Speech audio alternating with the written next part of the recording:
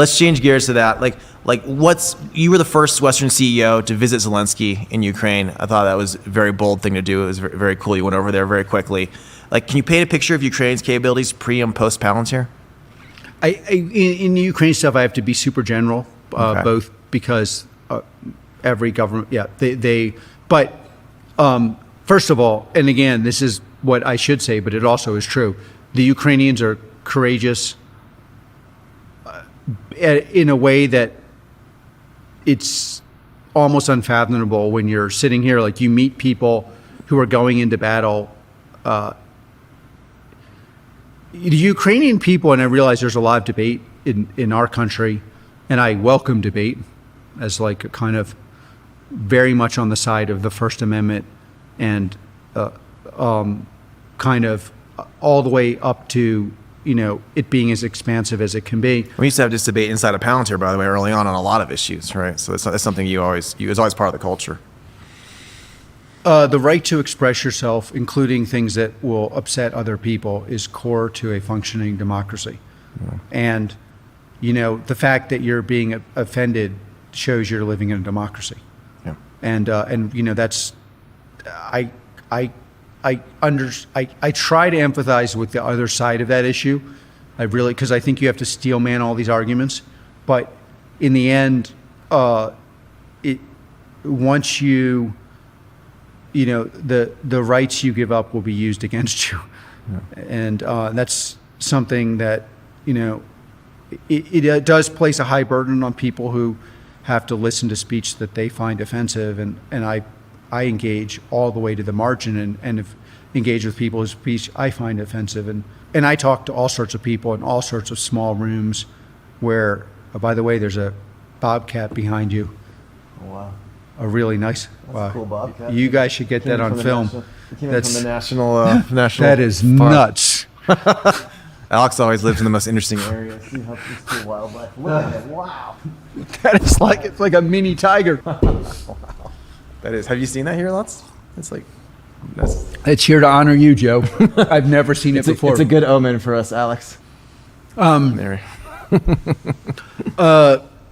In Ukraine, you went to these people, saw people in small rooms. So they usually, when you go, I've spent 20 years going to important institutions of all kinds, and there is often, but not always, a moment where you're in a small room with someone, and they're like, "Yeah, but the truth is, I don't agree with so and so. I don't believe. I think my leader is beyond or something." Yeah. There was none of that. Like the amount of kind of deep patriotism, and again, I'm talking about all sorts of people. I like talking to people, quite frankly, who are unimportant. So I have a kind of honor to meet lots of important people. And this is not because they're afraid of expressing a different viewpoint. It's the Ukrainians are. It is not a place where people are particularly afraid of expressing any viewpoint.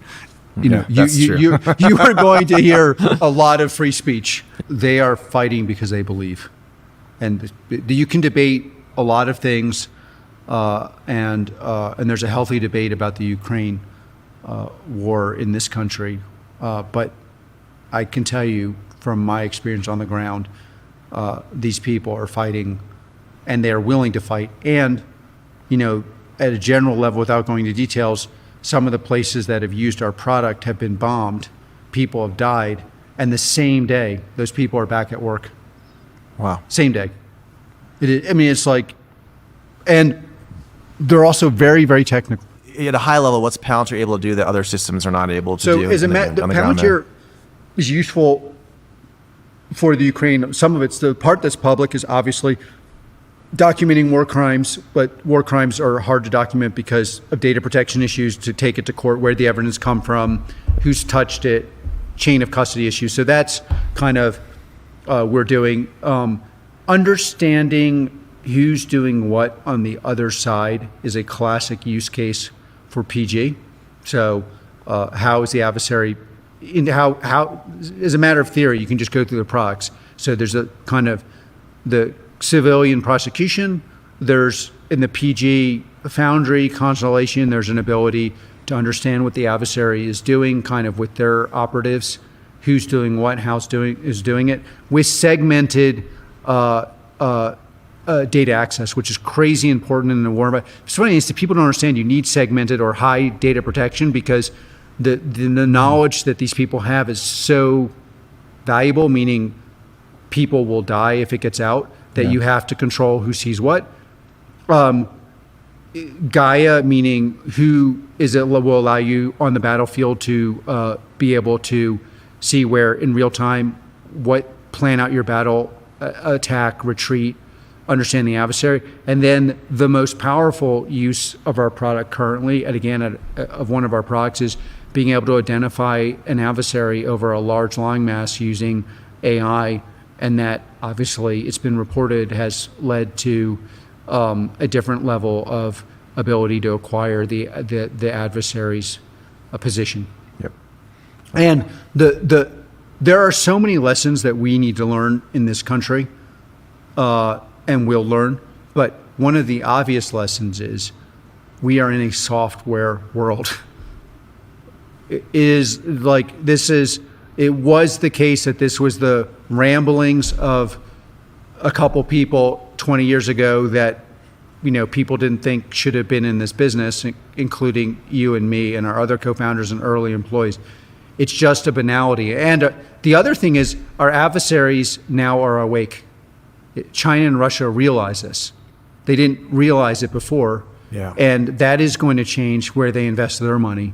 And we'll give them ability to catch up if we're not on top of this. Well, this was a thesis 20 years ago. Is this would clearly become by far the most important part of the defense world, which it seems to have become now. It's a little scary that they're aware of it too, but it's nice to have a lead for now.